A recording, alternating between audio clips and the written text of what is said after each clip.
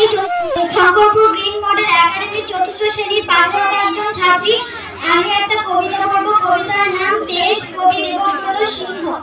আমি জামপুরির কুইরিপাড়ার শিবু কুইরি বিটি সাজ কাগজওয়ালা বললে অতটুকু বললে হবে কেনা? তুমি এবারকার মাধ্যমিকে প্রথম হয়েছ, তোমাকে বলতে হবে আরো। টিভিওয়ালা বললে তুমি ঠ্যাক মজুরের মিয়া, তুমি কি করে কামিন খাটে মাধ্যমিকে প্রথম হলে সেটাও তোমাকে বলতে হবে। পঞ্চায়েতের অনিবৌদি প্রধান, উপপ্রধান, এমএলএ, এমপি সবাই একেবারে হামলিয়ে পড়ল আমাদের মাটির কুড়া ঘরে। জামবনি স্কুলের হেডমাস্টার কোন বিহান বেলায় টেলিগ্রাম খুলে হাতে ডাইতে ঘোষণায় খবরটা যখন অক্ষর শোনালে তখন নাকে ধরার শেষ। কুড়া ঘরের ঘুরঘুটা অন্ধকারে হেডমাস্টারকে দেখে মায়ের পাড়া আমি চোখ কচলে ঘা হয়ে বেরিয়েছিল। এ কি স্বপ্ন দেখছিলাম কি? স্যার বলে কিটা সাফল্য সাফল্য সত্যি বটে। কথাটা শুনে কালে ভাসাইছিল আমার মা। আজ বাপ বাঁচে থাকলে মানুষটাকে দেখাইতে পারত। আমি দেখাইতে পারতো বহুত কিছু। আমার বুকের ভেতরে যে তেজালো সন্ধ্যা বাতিটা জ্বালিয়েছিল মানুষটা, সেই বাতিটা আজকে আমাদের ঘরকে আলো করেছে সেটা আপনারা বলছেন। কথাটা শুনতে কিন্তু খুব ভালো। তোমাদের মতো মেয়েরা যদি উঠে আসে তাহলে আমাদের গোটা দেশটা কিন্তু উঠে আসার রাস্তাটা যে এখনো তৈরি হয় নাই। খাড়া পাহাড়ে উঠা যে কি জিনিস, বহুত দম লাগে, বহুত তেজ লাগে। আমি জামবনি শিবু কুইরি বিটি সাজ। যখন তাকেই হুঁশ হয়েছে তখন তাকে শুনে আসছি বিটি না মারবে। ঠাকুমা বলতো পরের ঘরে ঈশ্বর খেলবে তার আবার লেখাপড়া।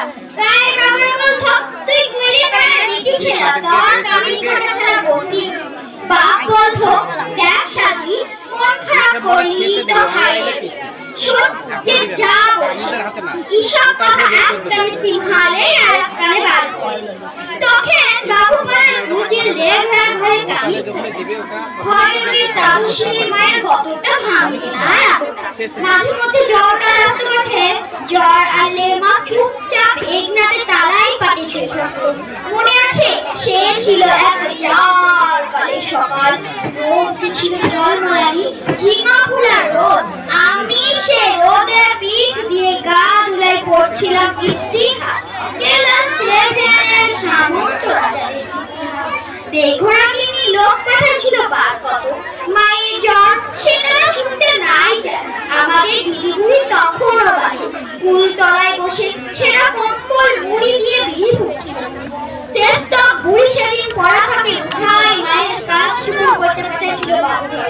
পুইরানো ফাটক ঘেরা উঠান, অত বড় দরজান, অত বড় বারান্দা সব হাত হাত দিয়ে সাপ ফুচা করে আসছিল।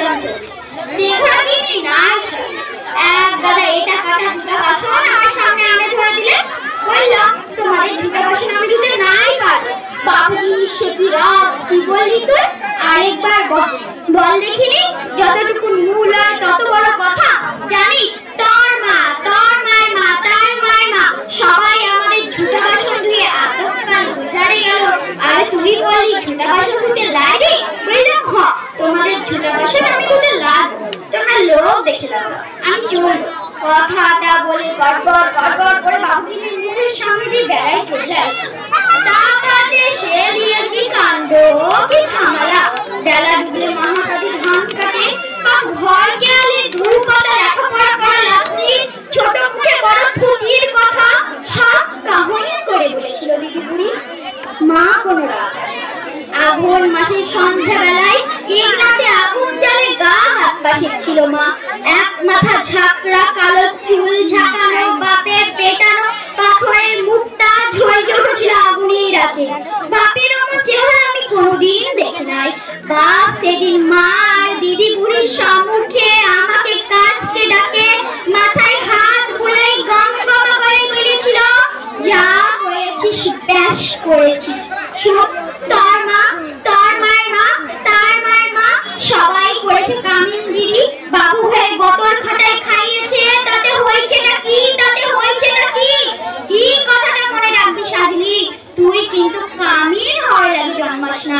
যত বড় লাশ সাহেবই হোক কেন না, কারু কাছে মাথা নোয়ায় নিজের ট্যাজ বিকাবিলায়।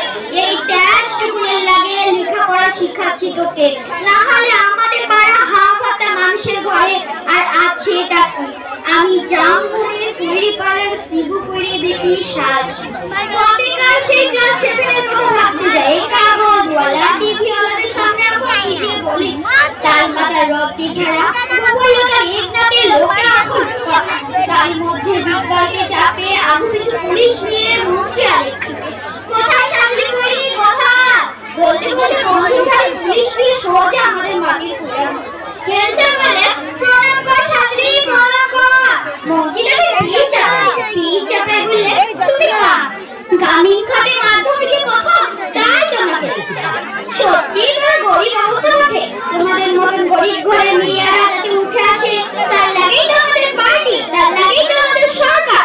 না 10,000 টাকা চেকটা করলাম, শোন আমরা তোমাকে আরো টাকা দেবো, ফুল দেবো, সম্পর্কনা দেবো।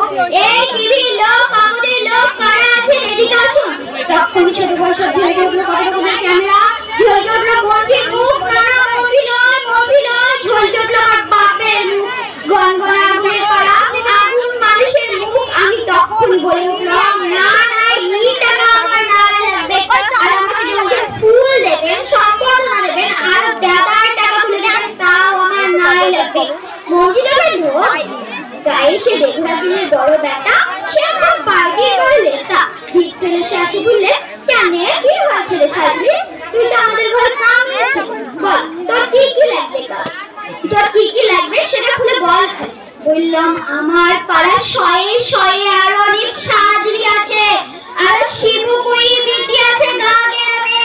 তারা যতদিন অন্ধকারে পড়ে থাকবে, তারা যতদিন লেখাপড়ার লাগে কাঁদে বলবে, ততদিন কোনো বাবুর দয়া আমার না লাগবে। শুনছেন আপনারা, ততদিন কোনো বাবুর দয়া আমার না লাগবে। মাস্টার ও জেলা মাস্টার, আসসালামু আলাইকুম। এই শঙ্করপুর গেম মডেল একাডেমির তরফ থেকে এটি করার পরে এত মনোৎফুল্ল হয়েছে যে শঙ্করপুর গেম মডেল একাডেমির তরফ থেকে একটা পুরস্কার তাকে ভূষিত করা হচ্ছে 100 টাকা। 100 টাকা তার কাছে কিছুই নয়, কিন্তু আজকের দিনে 100 টাকা জিজ্ঞেস করা হয় শাহজাহান ভাইকে, ভাই তোমার মেয়ে যে আবৃত্তি করলো 100 টাকা তোমার কাছে কতটা দাম? ও বলবে আমার চামঠামাটার 4 বিঘা জমির চেয়ে বেশি দাম, বলবে না? সুতরাং সবাই চায়।